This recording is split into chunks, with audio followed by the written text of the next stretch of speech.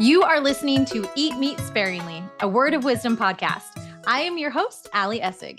This episode is sponsored by the Holistic Holiday at Sea. For the first time ever this fall, the Holistic Holiday at Sea is actually going to Alaska. Get ready for the ultimate wellness experience, a life-changing adventure where the crisp mountain air meets transformational education, gourmet plant-based cuisine, and unforgettable community. This isn't just a cruise, it's a rare chance to learn directly from the most respected voices in lifestyle and plant-based medicine, like Dr. Michael Greger. I went on this cruise in the spring on the Caribbean cruise. I taught Pilates on this cruise. It is such a great experience. I highly suggest going. And if you book, make sure to mention PlantWise or click on the link below. And that is PlantWhys, and you can save $50. Today, I want to talk about breast cancer. Whenever anyone is worried about getting breast cancer or has been diagnosed with breast cancer, the first thing they ask is, what can I do within my power? Is there a certain dietary strategy I should be following? A lot of people turn to two options, usually, well, I guess three options. Option one is to do nothing and just go through the medical route and not even worry about what you're eating. And that's totally understandable because there's so much stress that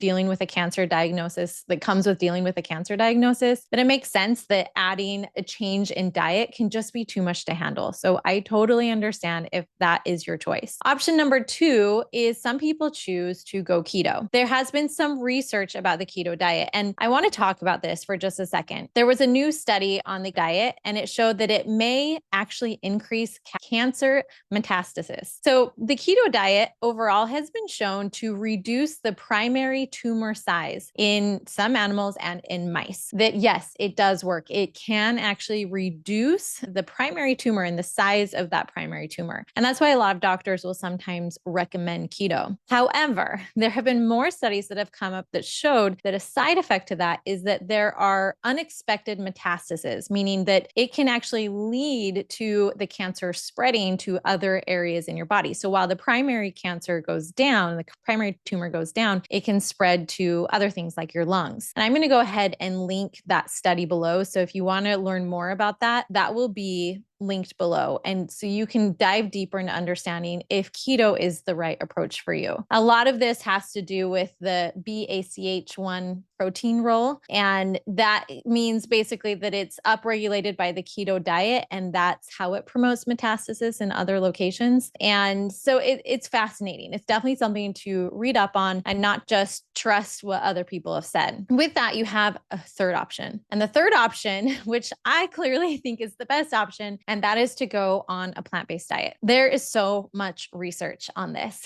And I know it can be difficult for some people to follow, especially because when you first go plant-based, especially if you go from 0 to 100, there can be a lot of gas and bloating from the huge uptake in fiber. So I highly suggest that if you choose to go this option, that you go low and slow. You slowly add in more plant-based foods. You don't have to go all in overnight. We want this to be sustainable. We want this to help you. And keep in mind that any increase in fiber, any increase in fruits and vegetables, even if you already thought you were following a healthy diet, like with my husband's stroke, we thought we were following a healthy diet. We were eating a typical high protein, macro-based plan, and it was like nothing compared to the amount of plant intake that we were consuming after going more plant-based. Now, a lot of this research that I'm going to talk about is from the book called Breasts, which I highly recommend looking into if you're worried about it. And that is by Dr. Kristi Funk. She's done so much research. And what I love about her story is that as a breast surgeon, she actually was a breast surgeon for Sheryl Crow. And she's famous, she's well known, and she decided to write a book. So she sat down to do the research, and it was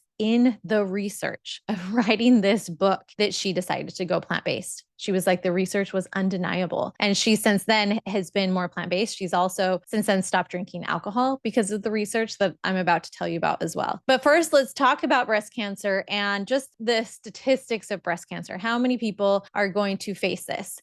And what is fascinating that you have a lifetime risk. Now that is in your whole entire life. If you are a woman, you have a lifetime risk of about 1 in 8. So every 1 in 8 of us listening right now, at some point in their life, obviously most of the people will be diagnosed in their 60s and 70s, but still It's a 1 in 8 chance, which is pretty high, and it's increasing. Men, on average, you have about, let's backtrack. Your risk from dying from breast cancer is a different story. So getting breast cancer, diagnosed with breast cancer, 1 in 8, but dying from breast cancer is actually just 1 in 39. So it is a lot less, a lot less chance of actually dying from breast cancer, but it does affect a lot of women. Now, a man's lifetime risk is 1 in 833.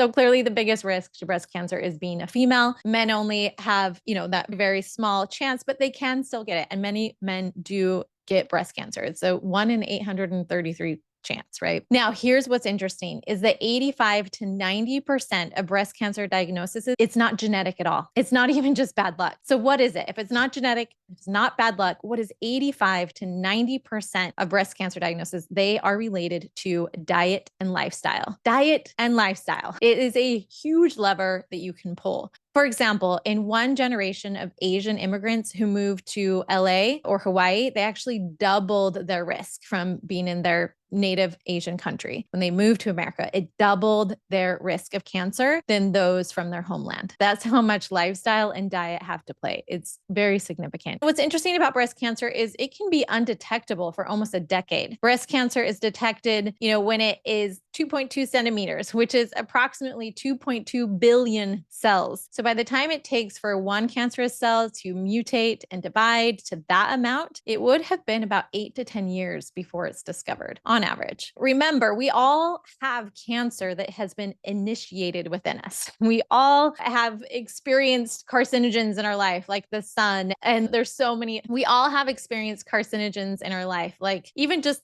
sunlight or cigarette smoke or asbestos or processed meats or alcohol. And while our body does a really good job of trying to fight off all of those carcinogens, sometimes one slips by and cancer is initiated within our body. But even though it can rarely ever reverse, it doesn't have to form into what we know as cancer. Tumor formation takes years and decades. Like we just talked about with breast cancer, it can take 8 to 10 years for it to form before it reaches the progression stage, which is when cancer is usually discovered. And so with that, when I talked about this before about cancer in my previous episode, I talked all about angiogenesis, which when a cancer is forming, it requires blood vessels. It requires the formation of blood vessels to receive the nutrients it needs. And there's a power in plant-based foods in that it can stop these blood vessels from forming around cancer. When you're eating more of these plant-based foods, I'm going to talk about that a little bit more. It's one of the powerful aspects of a plant-based diet. Now, what are your biggest factors that increase your risk for breast cancer? Of all the things, what is the number one risk factor that increases your risk of breast cancer? And number one is going to be diet. Number two is alcohol. So I cannot stress enough. If you think that just drinking 1 glass of alcohol a week is not that big of a deal, it is. It really is. It does increase your risk. And what you eat does matter. And we're going to go into detail about all of that. But number three is lack of exercise. There's so much benefit to moving your body, to exercising regularly. Your number 4 risk factor for breast cancer is obesity. Number 5 has been hormone replacement therapy. Now, I know there's a lot of research and I'm not going to go into the details of that. Is that correct? Is it not? I don't know, but that's just it's there. It's what I've seen. Number 6 is environmental toxicities. Number 7 is emotional stress. It's interesting. I know a lot of people who have been diagnosed with breast cancer and they can almost, if you think, okay, it takes 8 to 10 years in order for it to be discovered, where was I 8 to 10 years ago? Or what was I doing even 6 years ago? How was I creating the state within my body that cancer could grow and form? And a lot of it is tied back to some emotional stress you may have experienced. Lack of fasting. Fasting is one of the best things to kill these cancer cells, to stop them from proliferating. Fasting is really powerful. And number 9 is poor sleep. We cannot stress enough the importance of sleep. Your body needs recovery. I was even reminded a little while ago because I just haven't been getting enough sleep. I think having 6 kids, having a business, I've been staying up too late, waking up too early because the kids have to be up for school. And sometimes I'm tired during the day and I need a nap and I feel like it's weak. But then I'm reminded that even Jesus took time to separate himself and to take a nap. Even Jesus napped. We all need rest, and sleep is not a sign of weakness. It is something we need. When it comes to diet, alcohol really is a huge factor. It is categorized as a group 1 carcinogen. No amount of alcohol is good for cancer, period. And when it comes to diet, it's important to know that 80% of breast cancer is fueled by estrogen. And so the more there is, the higher your risk. And consuming certain animal-based products can increase IGF-1 levels, which increase your cancer growth risk. And we'll talk about that a little bit more in a second. Certain plant-based foods can hinder that angiogenesis, where the blood vessels that feed cancer, so it can prevent that from happening. And then your insulin sensitivity and insulin resistance can also play a role. And so it's important to keep your diet lower in saturated fats to help you become more insulin sensitive. There's free radical formation or oxidative stress. And in order to combat that oxidative stress that we're all exposed to, and that is to eat more antioxidants. And your level of inflammation. You know what the most anti-inflammatory molecule yet discovered is? It is short chain fatty acids. It's the byproduct that your gut microbes produce when you consume fiber. And guess what? Fiber only comes from plants. So if you want to reduce the inflammation in your body,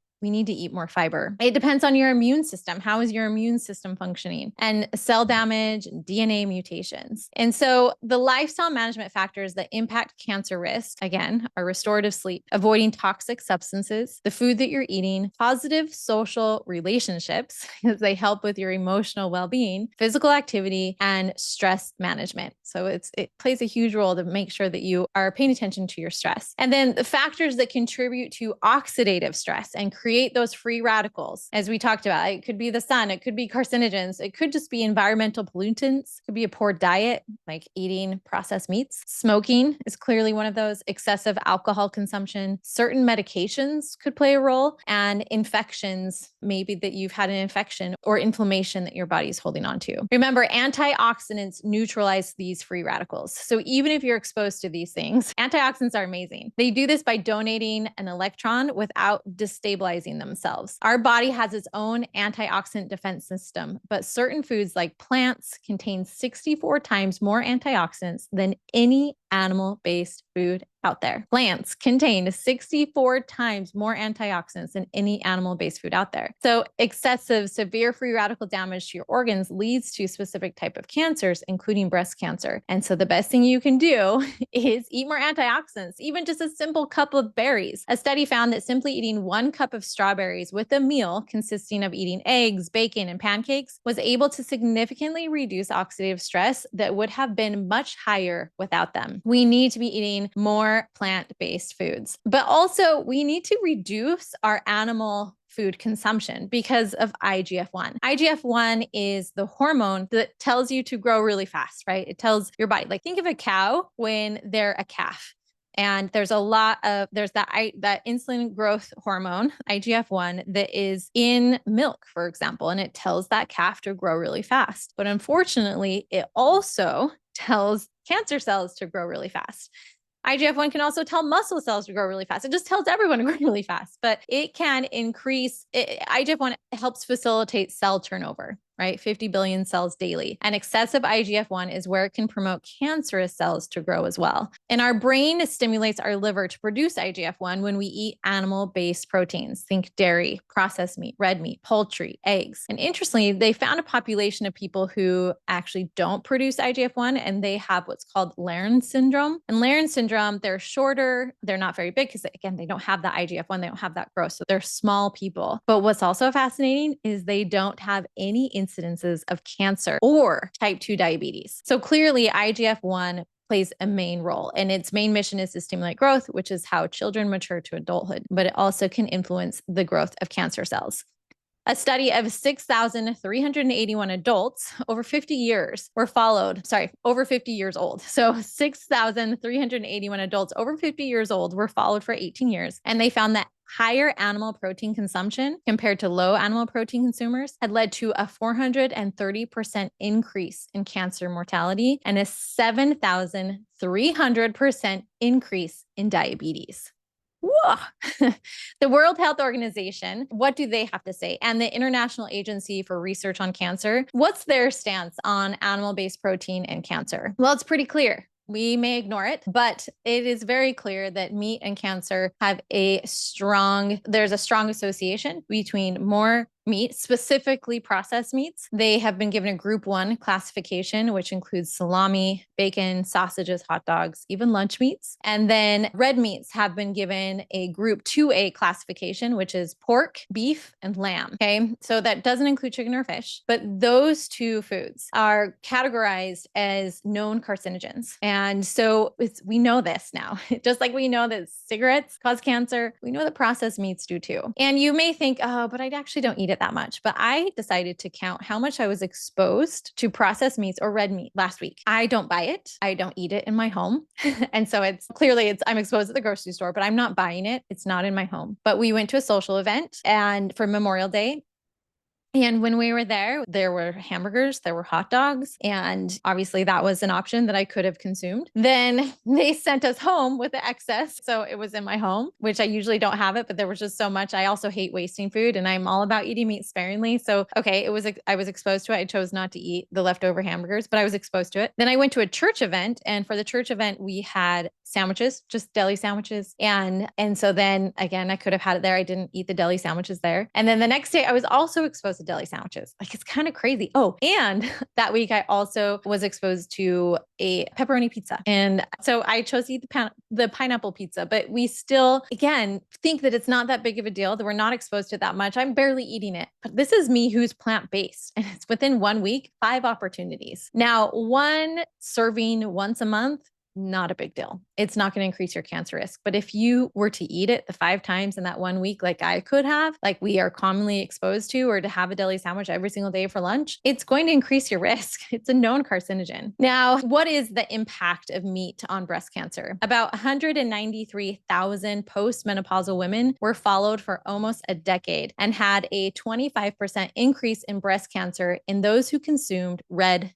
and processed meat, 25% increase in breast cancer. So it's not 100%. Keep that in mind. But also, as us women, we don't really like to be eating our meat red. Like we are more of a well done type of person. But the problem is, the more well done your meat is, it produces more heteroamine cyclones and polycyclic aromatic hydrocarbons, which are known carcinogens, which have advanced glycation end products, which increase your risk of cancer. And hamburger, bacon, steak, like all of that, right? It increases your risk of breast cancer significantly. And whereas compared to like turkey or chicken, it's going to be a lot less. In a UK women's cohort study in 2007, 35,000 women were followed for 8 years, and there was about 1,800 breast cancer instances. Now, compared to the no meat consumers, when they compared that, they found that there was a 41% increase of cancer with those who regularly consumed red meat. There was a 39% increase with those who regularly consumed processed meat, and a 22% increase with those who were consuming chicken. So chicken is not like this safe all the time. If you're eating chicken every single day, you're still increasing your risk significantly more than those who are eating a plant-based diet or who are eating meat sparingly or not at all. There's a 34% reduction in breast cancer cases in vegans compared to other eating styles. The Adventist Health Study followed 69,000 people for 4 years and saw over almost 3,000 cancer cases develop. And they categorized eating styles to be meat, vegan, which is no meat or dairy or eggs, pesco-vegetarian, lacto-vegetarian, and semi-vegetarian. And that's where they found that those who were vegan, who chose a vegan diet, found a 34% reduction in breast cancer cases, which is amazing. Now, what about processed foods? Because it can't all just be meat, right?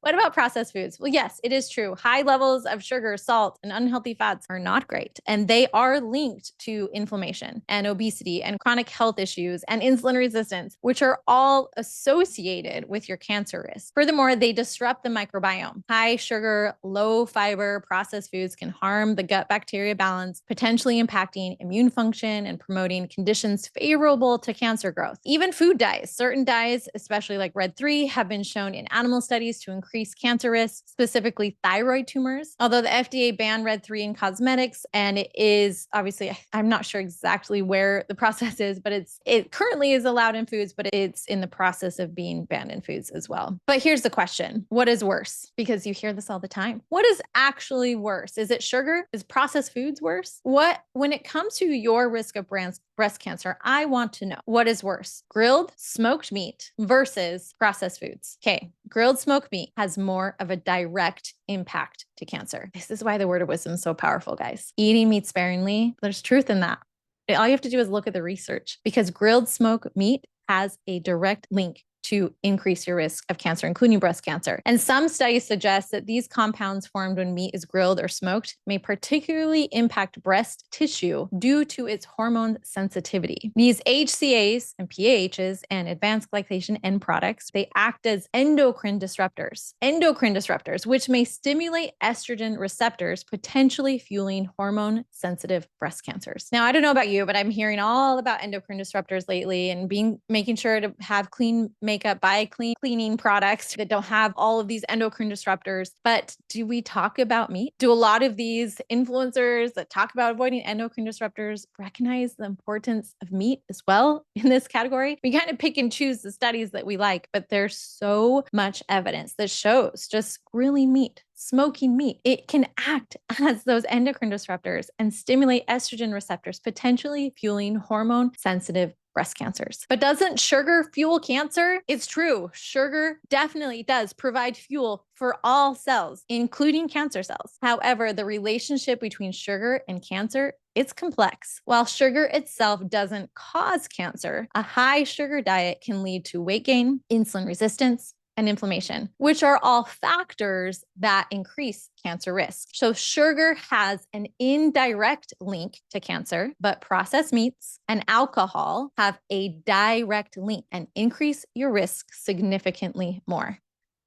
When I read these, again, I just think of the word of wisdom, that the destroying angel shall pass by you. If you follow these things, if you eat meat sparingly, if you eat more plants, this is what it's talking about. It's so powerful. Now, is there an elevated risk when eating plant-based proteins? Is it just protein overall, or is it animal protein? And the answer to this is no. There is not an elevated risk with eating plant-based proteins. In fact, it's quite the opposite. In 2 weeks of whole food plant-based eating and daily exercise, you can turn your body into a cancer-fighting machine. And I want to show you exactly how. How can you build a body that can fight cancer? What is it that you need to do? It needs to be lower in saturated fat. It needs to be higher in fiber, at least 30 to 40 grams a day. And as far as saturated fat, we want to make sure that it's just fat overall is within 15% of your daily calories. And so for the average female, in order to keep you insulin sensitive, that's 30 grams of saturated, or 30 grams of fat total in your day or less. Fiber, at least 30 to 40 grams a day or more. You're welcome to go higher on that one. It needs to be whole food plant-based, not just the vegan processed foods that you can buy at the grocery store. Just because it says plant-based on the package, like no, buy the actual plants, buy the foods that don't have the calorie information on the back of them, the whole plant foods. And daily exercise is also incredibly important. If you do this, you can have a significant reduction in IGF-1 levels, and it can also help you become more insulin sensitive. It can help you in so many ways. And especially if you can add in soy. Yes, soy. All of the research that you may have heard about soy impacting cancer and increasing your risk, guess what? It's wrong. It's not true. Think about it just for a second, guys. For 2,000 years, over 2,000 years, Asian countries have been consuming soy. They haven't been consuming tofu. That's just tofu. If it led to breast cancer, don't you think that they would have the highest rates of breast cancer? But instead, it's quite the opposite. They have the lowest rates of breast cancer. And that is because they have been doing something that we are now finally starting to understand. We finally have the research on women, not just on rats in a lab, but on women and their increase of breast cancer. And it shows that soy, that is one of the biggest myths out there, is to avoid soy-based foods when it comes to your cancer risk. Recent research has determined that the effect of soy on breast cancer is actually one of the best things you can consume, and you should consume and aim for 2 to 3 servings of soy daily. Soy is your breast friend. According to the Shanghai Women's Health Study, it gives you a 59% reduction in premenopausal breast cancer. And a childhood intake of 1.5 servings of soy a week found a 58% reduction in breast cancer as adults. And those with the BRCA gene mutation carriers, they had about 43% reduction in cancer incidence. Soy is your breast friend, even if you already have cancer. Human studies on breast cancer and soy weren't available until 2009. Guys, this is why there's so much misconception on soy. Human studies on breast cancer and soy weren't available until 2009. And no study since then has shown an increase in breast cancer for habitual soy consumers. If anything, there is a 30 to 60% mortality drop in those who consume soy. And the study used about a half a cup of soy milk daily. That is the easiest thing to swap out your cow's milk for soy milk. The easiest thing. I think it tastes really good and it's nutritionally equivalent. You're getting the same amount of protein and all these other vitamins and nutrients. Soy is not the enemy. There are no adverse alterations when you consume soy on your thyroid, estrogen, ovulation, semen levels in men or in children. Soy have isoflavones and they are not endocrine disruptors. Do you understand? If you are on thyroid medication, however, you do need to take time to manage your medications and soy, because when you eat soy at the same time as your medications, it can actually inhibit your medications from working properly. That's the only risk. It's because the two together, when taken together, the timing needs to be right. But overall, soy is so good for you. And it's not just soy. I want you to get into flax seeds. So if you have breast cancer, if you're worried about breast cancer, eat more flax seeds. Not only do they have omega-3 fatty acids, but they have up to 800 times more lignans than any other food. Why does that matter? Lignans lower estrogen and slow abnormal cell growth and inhibit tumor angiogenesis. What? Tumor angiogenesis, right? When the blood vessels form around that cancer and it grows, when you eat flax seeds, it inhibits that from happening. That's how powerful flax seeds are. 1,122 breast cancer patients were followed for up to 10 years. And when comparing low versus high intakes of lignin, there was a 51% reduction of all-cause mortality and 71% breast cancer specific death.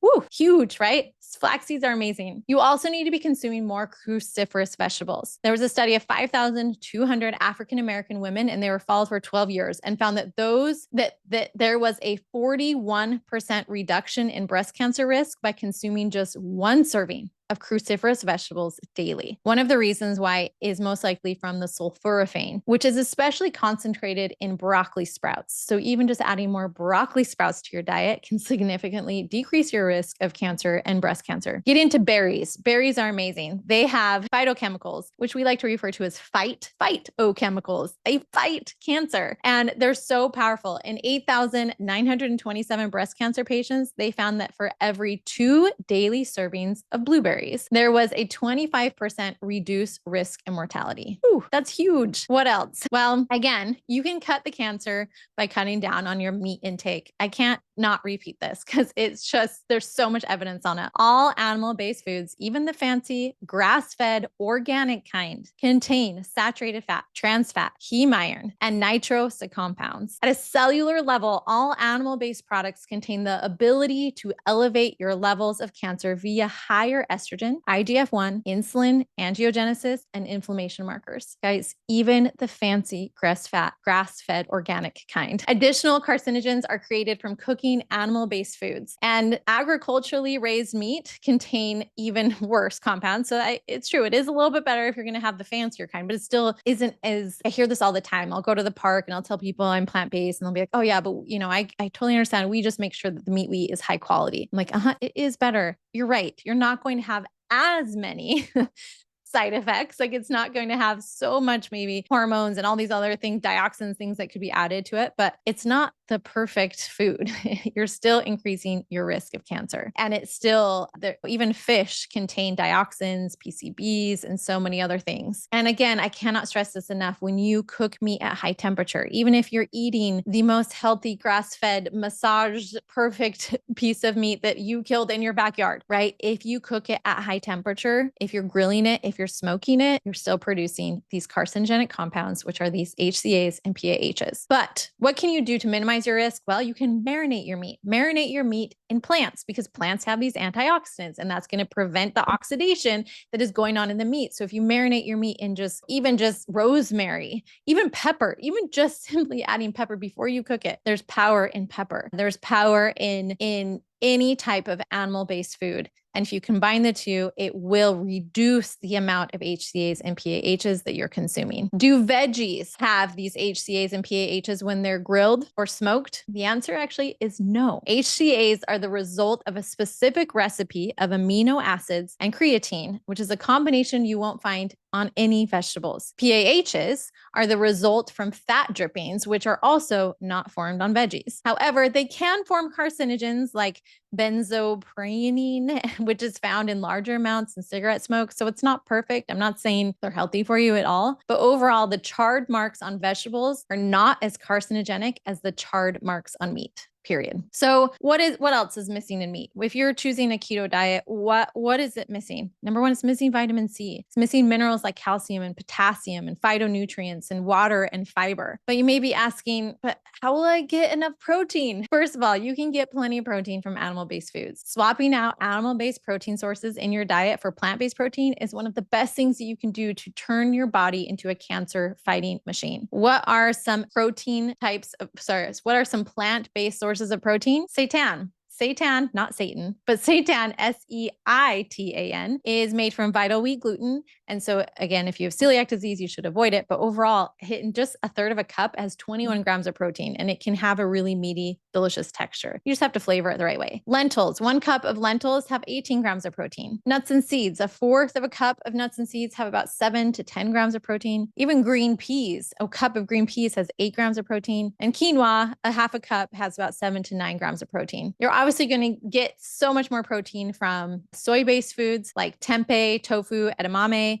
and half a cup of that will have about 20 grams of protein. Beans, just a cup of beans usually has around 15 grams of protein. Wild rice is kind of amazing. 1 cup of cooked wild rice has about 6.5 grams of protein. And steel cut oats, a fourth a cup of dry steel cut oats has around 5 grams of protein. I promise you, if you're just more mindful, you can easily consume enough protein on a plant-based diet. Now, you also want to be consuming, like we talked about, more berries, but along with that, we want to be consuming curcumin or turmeric. That's going to help reduce your risk. Red grapes will help you. Omega-3 fatty acids like those flax seeds or avocados, or even ocean plants, like any type of seaweed is really good. Tomatoes are fantastic. Soy, like we talked about, and apples and oranges. In fact, an apple a day, it really does keep breast cancer at bay. So how can you consume all of those foods more regularly? Well, Dr. Kristi Funk has a fantastic recipe for a breast cancer fighting pink smoothie that she makes daily. It has things like soy, cruciferous vegetables, berries, fiber, flax seeds, turmeric, aloe vera, and amla powder in there. Amla powder is made from amla gooseberries, and they have the most antioxidants out of all of the foods that have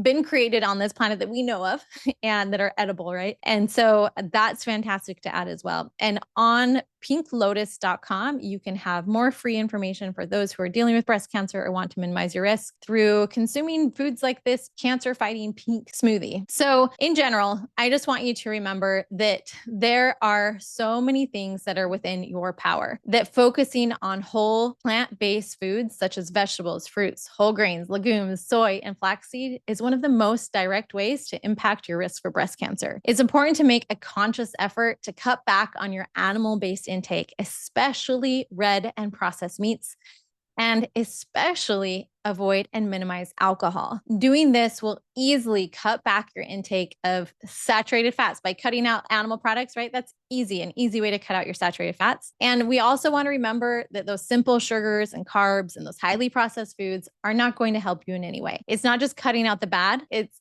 adding in the good, getting as many whole plant foods as possible in your diet every day. You do not have to be perfect at this. And I think that's one thing I want everyone to know. You don't have to be perfect. Any step towards this direction is the right step forward. Even if you can just increase your fiber intake by 10 grams to where it is right now, just 10 more additional grams of fiber every single day through more beans, through more whole grains, through more fruits and veggies, that's going to help you along the way. And in the PlantWise membership, we have a system and a protocol that helps you do it in the easiest way. So you're getting adequate protein. We have the PlantWise plate your plate method. So I show you, this is every time you look down at your meal, this is what it needs to look like. You need to have your protein source. You need to have your whole grain, your fruit, and your veggie. And while these things seem so simple, if you're not actually doing them, then you're not getting the benefits. And so I'm here to support you in your transition along the way. And if if you need that, make sure to click on the link below for more information about the PlantWise membership and grab any of my free resources like my Cliff Notes on the book, How Not to Die. It's a great one because there's so much information on there on not just cancer, but the other top 10 leading causes of death. And it's a big, thick book, but you may not want to read it all. So I made a Cliff Notes version that will save you a bunch of time where you can just pull out the most important nuggets and apply them to your life right away, like adding a tablespoon of flaxseed every day to your diet. These are powerful, simple changes you can make that minimize your risk. No change is going to give you 100% reduction. I want to make that clear. You could be eating the perfect diet. You could be trying to minimize stress, getting enough sleep, and you may still experience cancer in your life. But this is the best thing you can do to minimize your risk as much as possible. And eating more plants, there is power. And we've been told this the whole time through the word of wisdom. That's the beauty of it. We've had this knowledge the whole time. The world now is just kind of catching up to what we already knew. So let's follow it and let's get that added strength and eat meat sparingly. Thank you for listening to Eat Meat Sparingly, a Word of Wisdom podcast. I'm your host, Ali Essig. And if you need more help and support with transitioning to eating more plants so you can lose weight and feel better, improve your gut health, and just reduce your risk of chronic disease, then make sure to check out my PlantWise membership. That's PlantWhys, because I like to teach the why behind eating more plants. But if all you need is just a couple more delicious recipes that feed your family and everyone loves, and not to mention super simple and easy, then make sure to check out my YouTube channel, which is also PlantWise, PlantWhys. Hope to see you there.